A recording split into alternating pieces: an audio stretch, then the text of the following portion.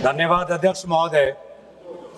आज हम इस विशेष चर्चा में भाग लेने के लिए खड़े हुए हैं और ये चर्चा इसलिए हो रही है क्योंकि हाल में ही जो युद्ध हुआ वो एक सूचना का युद्ध था। एक प्रकार से हम पड़ोसी देश और दुनिया भर को सच्चाई की सूचना देना चाहते थे और कुछ ऐसे ताकत थे, ऐसे शक्तियां थी जो भ्रम का सूचना सारे देश में, सारे दुनिया में फैला रहे थे। और इसीलिए इस चर्चा का विशेष मांग यह है कि आज सच्चाई सदन में आनी चाहिए। सच्चाई पहलगाम की आनी चाहिए, सच्चाई ऑपरेशन सिंदूर की आनी चाहिए, सच्चाई विदेश नीति की आनी चाहिए।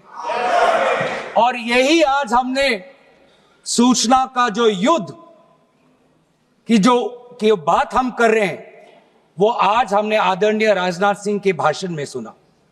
बहुत से सूचनाएं दी उन्होंने, बहुत से जानकारी दी, लेकिन रक्षा मंत्री होने के नाते ये नहीं कहा कि पहलगाम में दहशतगर्द कैसे आए। ये नहीं कहा कि बेसारन में जहां पर 1000 लोग जाते हैं, खुशियां मनाते हैं, कैसे 5 दहशतगर्द वहां पर जाकर 26 लोगों की गोलियों से छलनी करते हैं। ये बात, ये सूचना रक्षा मंत्री ने नहीं दी। यही है सूचना का युद्ध कि इतनी जानकारी देते हैं कि कभी कभी सवाल पूछना भी भूल जाते हैं। और आज ये है हमारे विपक्ष का कर्तव्य कि हम सवाल पूछेंगे देश हित में, राष्ट्र हित में। आज देश ये जानना चाहता है कि वो 5 दहशतगर्द कैसे घुसे और उन दहशतगर्दों का भी मकसद था। पाकिस्तान से आए हुए वो दहशतगर्दों का क्या मकसद था? उनका मकसद था कि जम्मू कश्मीर की अर्थव्यवस्था को तनाव करना, विनाश करना। उनका मकसद था कि भारत देश में एक सांप्रदायिक वातावरण का जन्म देना। उनका मकसद यह था कि भारत और पाकिस्तान का एक हाइफिनेशन होना। यह था उनका मकसद। लेकिन सर, मुझे दुख है कि आज राजनाथ सिंह जी ने सैनिकों की बात तो की, लेकिन जो हमारे भारत की जो आवाम है, जो जनता है, जो उन्होंने पाकिस्तान के दहशतगर्दों का पूरी जो मंशा है उस पर उन्होंने पूरा नकारा और हम एकजुट रहे। हम, मुझे भारतीय होने का गर्व है। हमने देखा बेसारन में कि किस प्रकार से जम्मू और कश्मीर के लोगों ने पूरे देश भर से आए हुए जितने भी पर्यटक थे उनकी मदद की। हमने ये देखा कि किस प्रकार से देश भर के जो पर्यटक जो जम्मू कश्मीर में थे उन्होंने अपने जम्मू कश्मीर के भाइयों को धन्यवाद दिया। हमने ये भी देखा कि कैसी एक विधवा हिमांशी नारवाल ने कहा कि मैं नहीं चाहती कि मेरे जो पति जिसको लेके आज राजनीति हो रही है उसके शव पर देश में हिंदू मुसलमान की राजनीति हो, मैं नहीं चाहती। यह है हमारे देश की संस्कृति और यह था मंशा पाकिस्तान का।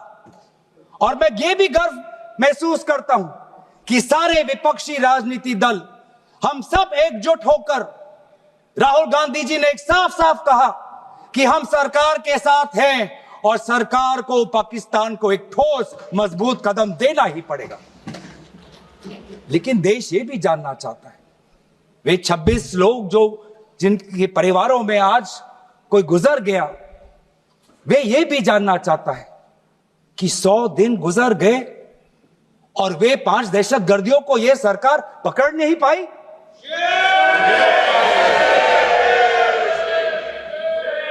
देश के वो लोग ये भी जानना चाहते हैं कि ये जो 5 दहशतगर्दे थे, दहशतगर्दी जो आए टेररिस्ट, निश्चय इनको किसी ने पनाह दी, निश्चय इनको किसी ने जानकारी दी। निश्चय ये पूरा जो 1 घंटा का जो उन्होंने गोला बारूदी की, उसके बाद ये फरार हो गए। उनको फरार होने में भी किसी ने उनकी मदद की, और आज भी ये 100 दिन हो गए और सरकार के पास कोई जवाब नहीं। आज आपके पास ड्रोन है, आपके पास पेगासस है, आपके पास सैटेलाइट है, वहां पे सीआरपीएफ है, वहां पे बीएसएफ है, वहां पे सीआईएसएफ है, वहां पे आदरणीय गृह मंत्री कुछ दिन पहले ही गए थे पूरा रिव्यू लेने के लिए, और आप किसी को पकड़ नहीं पाए। ये कैसी है, ये कैसा बंदोबस्त? आपने कहा कि आर्टिकल 370 के चले जाने के बाद जम्मू कश्मीर सेफ है, जम्मू कश्मीर में आइए। लोग आए, लोगों ने अपने आप को सुरक्षित महसूस किया, लेकिन बेसारन में देखा कि कितने वो निहत्थे थे, कितने वो असहाय थे, कि लगभग 1 घंटा लगा एक एम्बुलेंस उनके पास पहुंचने के लिए। पुलिस पर अगर आर्मी भी आई तो चल के आई। और सर, मैं वो नजारा भूल नहीं सकता। एक मां और एक बेटी चल के नीचे आ रही थी। एक भारत के सिपाही को देखा और सिपाही को देखकर वो रो पड़े, खुशी से नहीं, डर से, क्योंकि उनको लगा कि वे दहशतगर्द जिन्होंने सिपाहियों का यूनिफॉर्म पहनकर वहां पर लोगों को मारा, आज वही दहशतगर्द आज पहाड़ के नीचे उनका इंतजार कर। उस भारत के सिपाही को कहना पड़ा कि मैं भारतीय हूं, तुम डरो मत, मैं भारतीय हूं, तुम सेफ हो, सुरक्षित हो। ऐसा दहशत उन्होंने महसूस किया। इस दहशत के ऊपर, इस डर के ऊपर आदरणीय राजनाथ सिंह एक शब्द तो कहते, आप एक शब्द तो कहते। ये आपकी भी जिम्मेवारी है राजनाथ जी, ये आपकी भी जिम्मेवारी है, रक्षा मंत्रालय का भी जिम्मेवारी है। बार बार हम ये देख रहे हैं सर कि आदरणीय गृह मंत्री जाते हैं, कहते हैं कि बहुत अच्छा बंदोबस्त हो गया है, टेररिज्म के हमने उनकी रीढ़ की हड्डी तोड़ दी। तब भी उरी होता है, तब भी बालाकोट, तब भी पुलवामा होता है, तब भी पहलगाम होता है। अंत में जाके जिम्मेवारी कौन लेता है? जम्मू कश्मीर के लेफ्टिनेंट गवर्नर नहीं। अगर जिम्मेवारी किसको लेनी पड़ेगी तो आदरणीय गृह मंत्री आपको लेनी पड़ेगी, नैतिक जिम्मेवारी आपको लेनी पड़ेगी। आप लेफ्टिनेंट गवर्नर के पीछे नहीं छुप सकते, आप लेफ्टिनेंट गवर्नर के पीछे ये केंद्र सरकार नहीं छुप सकती, क्योंकि गृह मंत्री खुद वहां पे थे कुछ ही हफ्ते पहले, खुद उन्होंने सिक्योरिटी का रिव्यू लिया कि आपके पास जानकारी नहीं थी।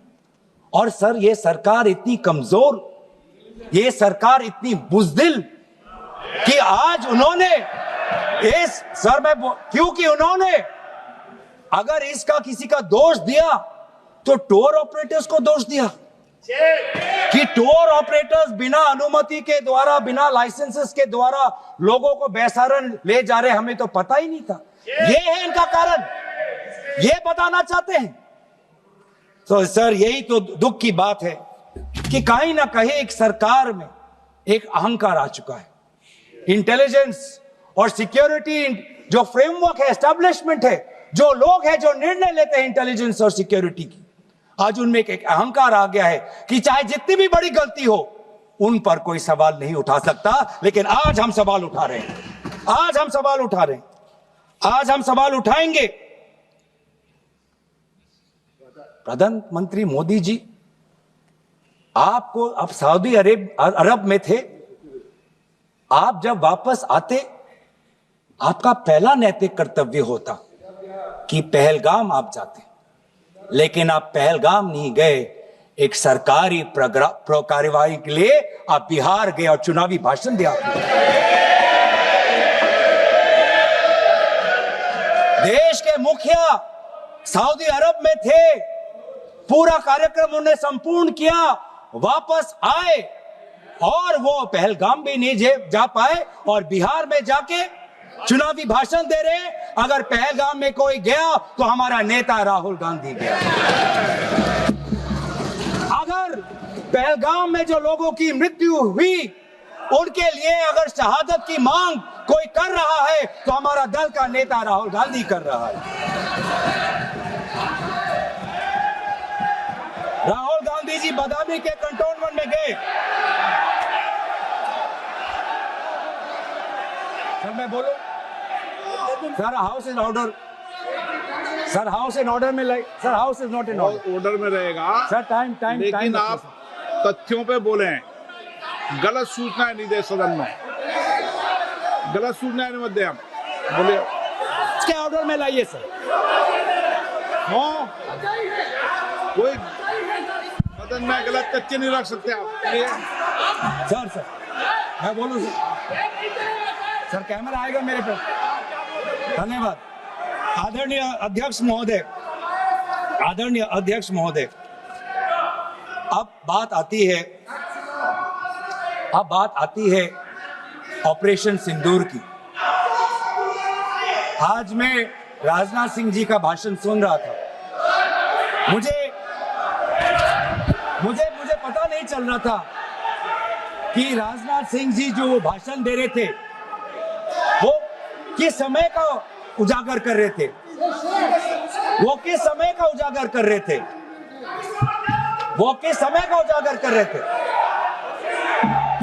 क्या वो 2016 के बाद क्या उन्होंने ये नहीं कहा कि हम घुस के मारेंगे और पाकिस्तान को आज वो उनका जो भी टेररिस्ट इंफ्रास्ट्रक्चर है उसको खत्म कर देंगे?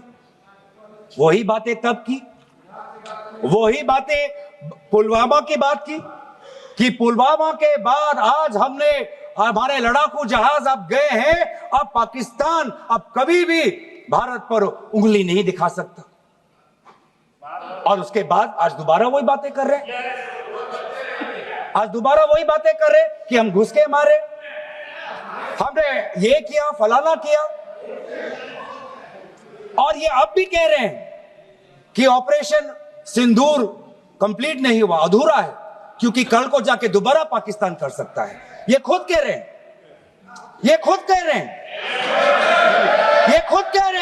कि इसके पश्चात भी पाकिस्तान कल को जाके कर सकता है। तो ये जो सफल कैसे हुआ? फिर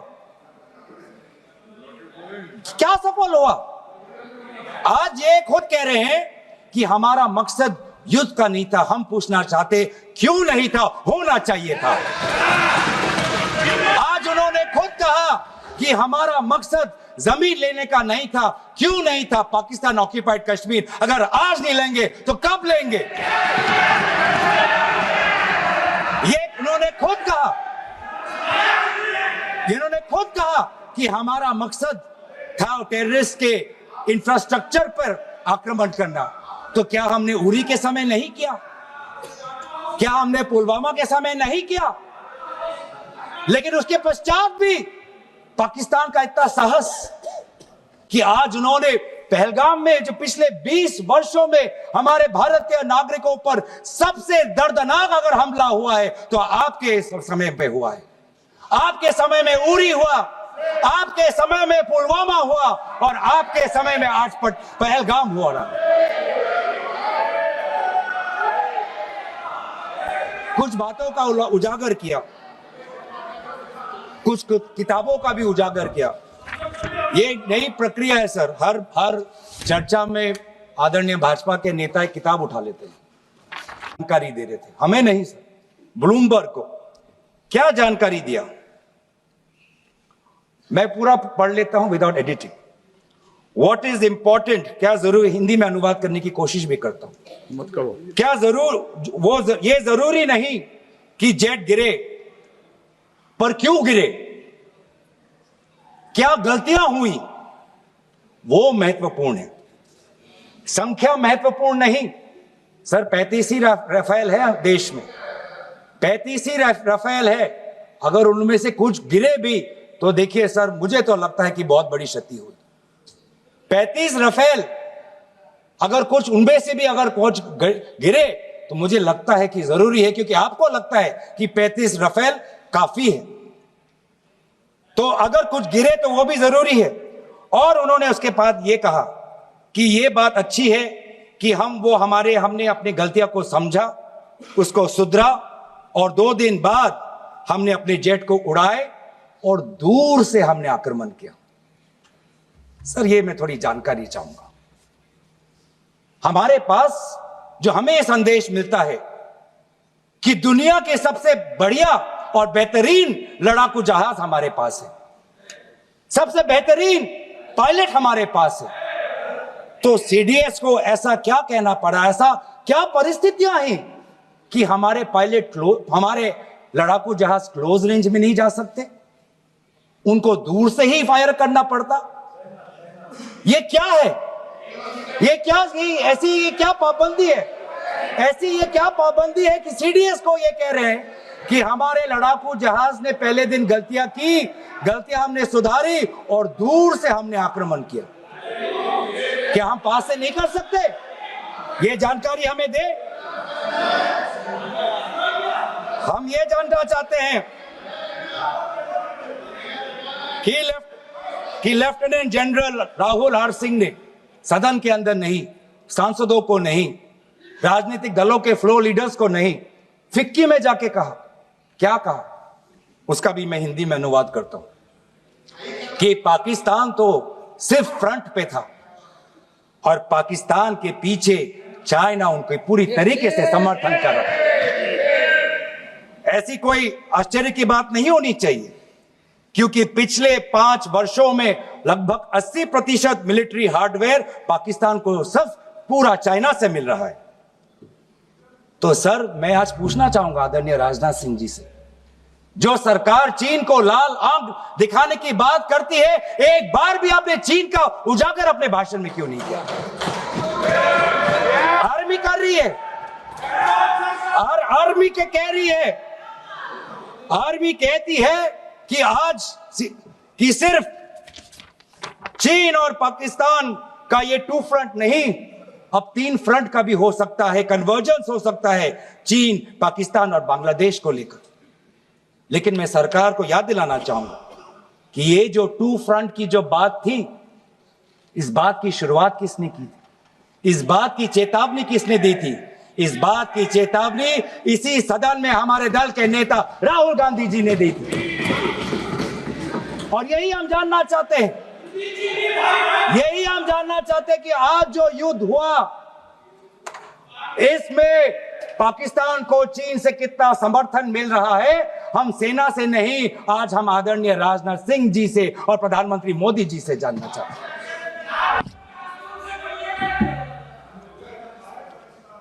और सर, इंडोनेशिया में जो डिफेंस अटैचे है, उसने तो ताज्जुब की बात कह दी। उसने क्या कहा sir? India defence attache group captain Shiv Kumar ने, हिंदी में दोबारा अनुवाद करता हूं, कि भारत ने लड़ाकू जहाज खोए तो खोए इसलिए क्योंकि कुछ मिलिट्री टारगेट्स पर आक्रमण करने पर पाबंदी थी। क्यों? क्या पाबंदी थी? ऐसे क्या ये राजनीतिक कंस्ट्रेंट्स थे? आपने कहा कि 9 टारगेट पे हमने आक्रमण किया, लेकिन हमें यह भी सूत्रों से जानकारी और मीडिया में आया है, और लेफ्टिनेंट जनरल राहुल सिंह ने खुद कहा कि पहले 21 टारगेट्स चुने गए थे और 21 से फिर 9 हुए। क्यों हुए? क्यों हुए? आज मैं ये जानना चाहता हूं कि पिछले 20 वर्ष में सबसे घातक आक्रमण हमारे महिलाओं पर हुआ, हमारे बच्चों पर हुआ, भारत के आत्मा पर हुई। हमने सबने वो दहशत को अनुभव किया, हम सब एकजुट हुए, हमने पूरी तरीके से समर्थन प्रधानमंत्री मोदी जी को दी कि अब जाइए। और ऐसा एक माहौल बन चुका था कि देश किसी भी कीमत चुकाने के लिए तैयार था। पूरा देश प्रधानमंत्री मोदी जी के साथ था, विपक्ष प्रधानमंत्री मोदी जी के साथ था। और अचानक 10 मई के दिन पे हमारे राष्ट्रदूत कहते हैं कि हम पाकिस्तान पर हमला करेंगे, और शाम के 10 मई को सूचना आती है कि पाकिस्तान के साथ अब युद्ध पर हम परिणाम दे रहे हैं, सीज फायर हो गया। क्यों हुआ? हम आदरणीय प्रधानमंत्री मोदी जी से जानना चाहते थे, अगर पाकिस्तान वाकई में अपने घुटने टिकने के लिए तैयार था तो आपने क्यों रुका? आप क्यों रुके और किसके सामने आप झुके? किसके सामने आपने सरेंडर किया? किसके सामने आपने सरेंडर किया? वो अमेरिका के राष्ट्रपति जो 26 बार आज कह चुके हैं कि व्यापार को लेकर उन्होंने भारत और पाकिस्तान को सतर्क किया और दोनों को मजबूर किया कि वो इस जंग को छोड़े। 26 बार। आज राष्ट्रपति ट्रंप खुद कहते हैं कि 5-6 जेट गिरे हैं। एक एक जेट करोड़ करोड़ अरब अरब रुपयों का है, मिलियंस एंड मिलियंस का है। इसलिए हम जानना चाहते हैं, आज हमें स्पष्ट रूप से आदरणीय राजनाथ सिंह जी बताएं, देश पर विश्वास करें, देश में वो साहस है सच्चाई सुनने की। आज आप बताएं कितने लड़ाकू जहाज गिरे। हमारे में वो साहस है, क्योंकि ये सूचना ये सच्चाई सिर्फ देश के नागरिकों के लिए नहीं, ये सूचना ये सच्चाई हमें देश के जवानों को भी देना है। आज उनसे भी झूठ कहा जा रहा है, उनके बीच में भी भ्रम फैलाया जा रहा है। हम उनकी जो सच्चाई है आज हम सदन के अंदर लाना चाहते हैं। और सर, बात में आती है विदेश नीति की। किस मुंह से हम कहें कि विदेश नीति आज सफल हुआ है? किस मुंह से कहें? ये आदरणीय राजनाथ सिंह जी, शंगीला में जो डायलॉग हुआ, उस डायलॉग में जो ड्राफ्ट जो आया, जिसको भारत सरकार ने नकारा, वो ड्राफ्ट बनाने में हमारे ही कुछ सहयोगी देश थे, जिनका नाम मैं नहीं लेना चाहूंगा। लेकिन ऐसे देश जिसको हम परंपरागत दोस्त हम मानते हैं, ट्रेडिशनल एलाइज मानते हैं, आज उन्होंने भी इंडिया और पाकिस्तान को हाइफेनेट कर दिया। और आप ये शब्दों के खेल से आप खुश हो कि ब्राजील के डॉक्यूमेंट में पाकिस्तान, ये जम्मू कश्मीर का, पाकिस्तान का भी नहीं, ब्राजील के डॉक्यूमेंट में सिर्फ जम्मू कश्मीर में जो दहशतगर्दी हुई उसी की निंदा हुई, पाकिस्तान की निंदा नहीं हुई। पर आप उससे खुश हो? अगर आप उससे खुश हो तो मैं जानना चाहूंगा, जो $1 बिलियन का आर्थिक सहायता IMF ने दिया पाकिस्तान को, उस पर आपको क्या कहना है? हम जानना चाहेंगे, जो ADB एशियन डेवलपमेंट बैंक से 800 मिलियन का आर्थिक सहायता जो मिलेगा पाकिस्तान को, आज आप भारत उस पर क्या रवैया? वर्ल्ड बैंक का जो $40 मिलियन आ रहा है, और ये पैसा किसको जाएगा सर? पाकिस्तान की नेतृत्व उनकी जनता या उनकी चुनी हुई सरकार नहीं, पाकिस्तान की सरकार का जो रिमोट कंट्रोल है वो पाकिस्तान की सेना के पास है। तो ये सारा पैसा वहीं जाएगा जहां पर हमने मिसाइल गिराई। तो क्या इतना भी हम नहीं कर पाए? क्या इतना भी ताकत नहीं? क्या इतना भी विश्व गुरु में लोगों का विश्वास नहीं, देश अंतर्राष्ट्रीय नेताओं का विश्वास नहीं कि IMF का एड ना जाए पाकिस्तान के पास, वर्ल्ड बैंक का एड ना जाए पाकिस्तान के पास, ADB का एड ना जाए पाकिस्तान के पास? आप में इतना भी ताकत नहीं कि एक देश ने पाकिस्तान को टेरर स्टेट का दर्जा नहीं दिया। एक देश ने आज FATF financial action task force में, जिससे बहुत नियंत्रण पाकिस्तान पे पड़ती थी, आज उससे वो 2022 में निकल आई ग्रे लिस्ट। क्या वो डालेंगे? तो इसीलिए आज हम ये मांग करते हैं कि सरकार, आप डरिए मत, सच्चाई से डरिए मत।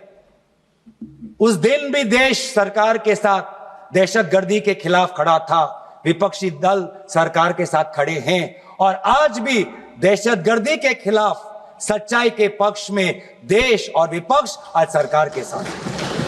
आप हमें अपना दुश्मन ना समझे, हम सरकार के दुश्मन नहीं हैं, हम अपने देश के पक्ष में बोल रहे हैं, जवानों के पक्ष में बोल रहे हैं। पर आप हमें कृपया सच्चाई देने का हमें वो सम्मान दीजिए। सच्चाई सुनने का अधिकार हमारा है, और जितने बार आप झूठ और भ्रम फैलाएंगे, हम उतनी बार आपको पूछते जाएंगे कि आपने क्या किया। और इसीलिए आज मैं खड़ा हूं। अपेक्षा बहुत की थी कि पहलगाम का उजागर होगा, आदरणीय गृह मंत्री नैतिक जिम्मेवारी लेंगे, राष्ट्रीय सुरक्षा सलाहकार नैतिक जिम्मेवारी लेंगे और प्रधानमंत्री मोदी जी कहेंगे क्यों उन्होंने ऑपरेशन सिंदूर जो अंतिम अंजाम था, हमें तो मीडिया में सुनते हुए ऐसा लगा कि हम कराची में उठेंगे। मीडिया में हमारे भारत की मीडिया जो जिनको सूचना आपसे ही मिलती है, उनका ये सुनने में लगा कि आज तो हम फतह करके ही रहेंगे, लेकिन पता चला कि नहीं, कहीं ना कहीं हमारे पैर डगमगा गए और जो अंतिम परिणाम था उससे पीछे हम हट गए। हमें पीछे नहीं हटना, हमें आगे बढ़ना है सच्चाई के साथ, लोकतंत्र के पक्ष में। इन्हीं बातों के साथ मैं अपना पक्ष समाप्त करता हूं। धन्यवाद। जय हिंद।